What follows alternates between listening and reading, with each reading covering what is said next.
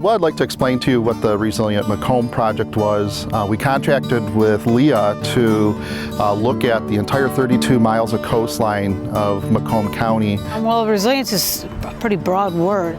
In its direct contents, it just means kind of standing up for what's going on in your community and trying to find the best ways to do that, both economic and natural resources. I think some of the challenges are convincing people the need for resiliency. We've seen changes in climate and how that impacts our residents, whether it's heat related or increased precipitation. Last year we had one of the largest flooding events in Macomb County in August 11, 2014, and it was devastating to this area.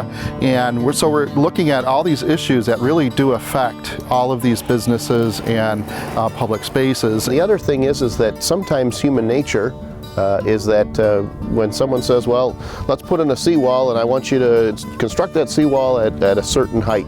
Someone says, well, that's silly. That's way above where the water level is today.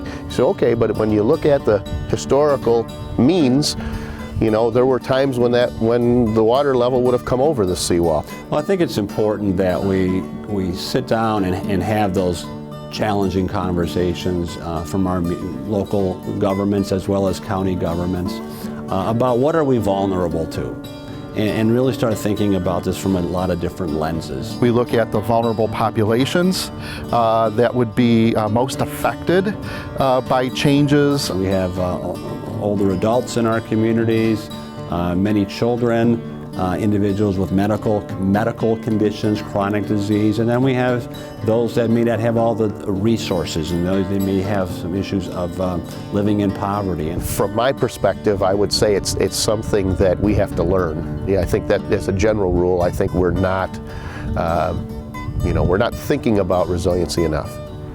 I think one of the best things we can do is get community leaders together on a regional platform, rather than just local community, because we all have to share our resources and share a lot of the work we do.